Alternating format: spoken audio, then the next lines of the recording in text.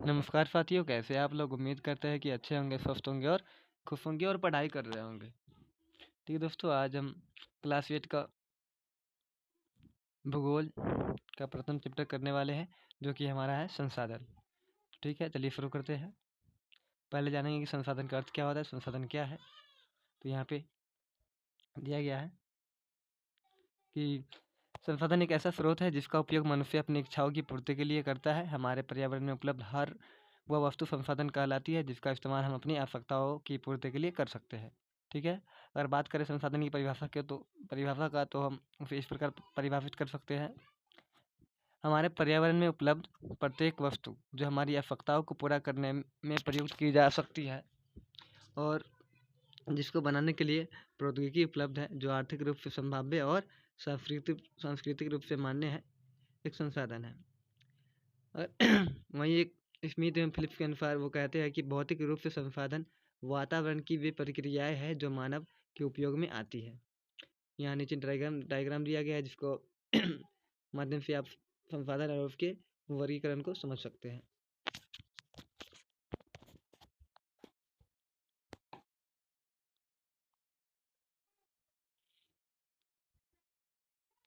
तो ये संसाधन है, उसको ये जो बांटा गया है, प्राकृतिक संसाधन, मानवीय संसाधन, इसके बारे में विस्तार से आगे पढ़ेंगे।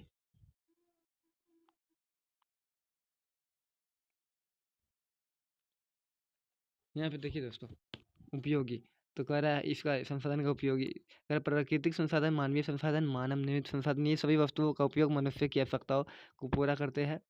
प्रयोज्यता एक वस्तु अथवा पदार्थ की उपयोगिता अथवा प्रयोज्यता उसे एक संसाधन बनाती है। इसमें प्रौद्योगिकी दो महत्वपूर्ण कारक हैं जो पदार्थों को संसाधन में परिवर्तित कर सकते हैं। आगे चलते हैं दोस्तों।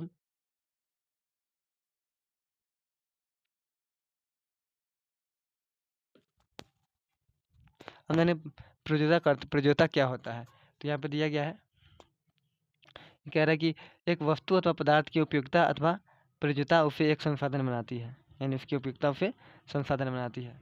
तो मूल्य के बारे में जानेंगे। तो कुछ संसाधनों का आर्थिक मूल्य होता है, जैसे धातुओं का आर्थिक मूल्य होता है। समय और प्रौद्योगिकी दो महत्वपूर्ण कारक है जो पदार्थों को संसाधन में परिवर्तित कर सकते हैं। आग की खोज से खाना पकाना और पहिए का आविष्कार बसे अंततः परिवहन की नवीनतम विधियों का विकास हुआ। जल विद्युत बनाने की प्रौद्योगिकी ने तेजी बहुत से जल से ऊर्जा उत्पन्न करके उसे महत्वपूर्ण संसाधन बना दिया। आगे पेटेंट क्या है, पेटेंट के बारे में जानेंगे। तो यहाँ पे कह रहा है इसका तात्पर्य किसी विचार अथवा आविष्कार एकमात्र अधिकार से है, यानी कि कोई विचार या आइडिया को जब हम पेटेंट करवा लेते हैं, अपने नाम पर रजिस्टर करवा लेते हैं, वो पेटेंट कहलाता है। वह पेटेंट पेटेंट या किसी देश द्वारा किसी अन्वेषणकर्ता को उसके द्वारा नामित व्यक्ति को उसके अनुसंधान को सार्वजनिक करने के बदले दिए जाने वाले अन्य अधिकारों के समूह को कहते हैं। यह एक निश्चित अवधि के लिए दिया जाता है।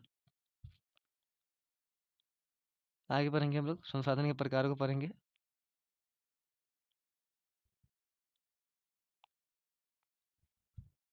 तो यहाँ पे देख सकते हैं आप लोग, तो कह रहा है पहला प्रकार है प्राकृतिक संसाधन। तो यहाँ पे दिया गया है कि जो संसाधन प्रकृति से प्राप्त होते हैं और अधिक संशोधन के बिना उपयोग में लाए जाते हैं, प्राकृतिक संसाधन कहलाते हैं।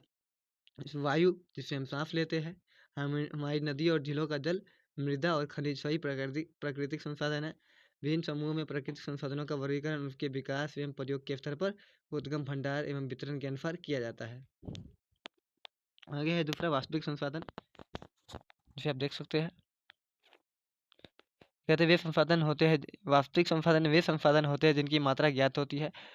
इन संसाधनों का इस समय उपयोग किया जा रहा है। महाराष्ट्र में ढक्कन पठार की काली मिट्टी के भरपूर निक्षेप सभी वास्तविक संसाधन है। दूसरा है संभाव्य संसाधन, यानी संभावना। ये कहते हैं वे संसाधन जिनकी संपूर्ण मात्रा ज्ञात नहीं है लेकिन इसका उपयोग भविष्य में किया जा सकता है।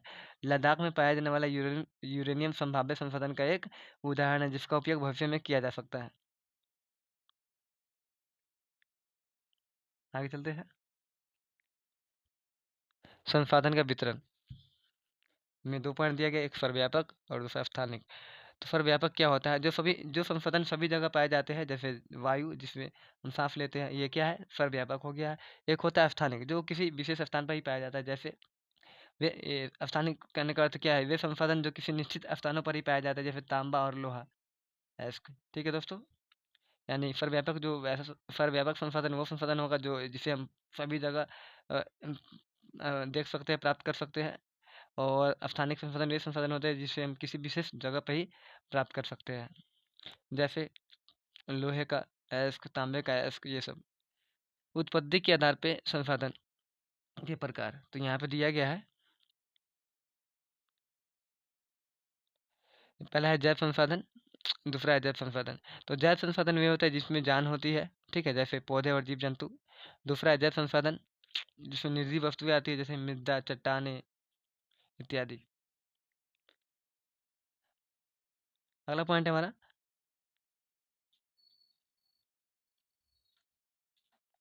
प्राकृतिक संसाधन का विस्तृत रूप,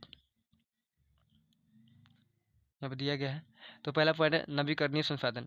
नवीकरणीय से हमारा आशा है मतलब वे उन संसाधनों से है जिन्हें हम शीघ्रता से पुनः बना सकते हैं या फिर पुनः प्राप्त कर सकते हैं।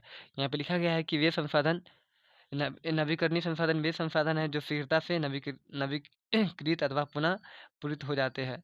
सौर और पवन ऊर्जा नवीकरणीय संसाधन है, जैसे जल, मृदा और वन का लापरवाही से किया गया उपयोग उनके भंडारण को प्रभावित कर सकता है।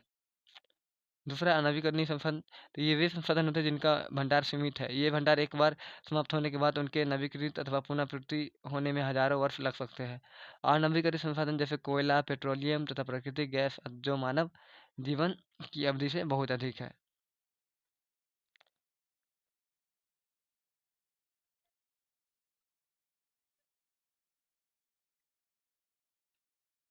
कल हम जानेंगे मानव निर्मित संसाधन को। तो यहाँ पे मानव निर्मित संसाधन, ये तो शब्दों से इनके नाम से ही पता चलता है कि जो संसाधन जिन्हें मानव ने बनाया है वो मानव निर्मित संसाधन कहलाएगा। जैसे भवन हो गया, रोड हो गया, बेंच हो गया, टेबल हो गया, कुर्सी हो गया, टूथपेस्ट हो गया, ये सब। ठीक है दोस्तों, अब अगला है मानव संसाधन। तो मानव खुद ही एक संसाधन है जो अपने लिए तरह तरह की वस्तुएं अपने उपयोग के लिए बनाते हैं। ठीक है दोस्तों, इसको हम ऐसे पढ़ सकते हैं। यहाँ पे लिखा गया है कि मानव संसाधन लोग और अधिक संसाधन बनाने के लिए प्रकृति का सबसे अच्छा उपयोग तभी कर सकते हैं जब उनके पास ऐसा करने का ज्ञान, कौशल तथा प्रौद्योगिकी उपलब्ध हो। मानव संसाधन किसी भी संगठन की अत्यधिक महत्वपूर्ण संपत्ति होती है।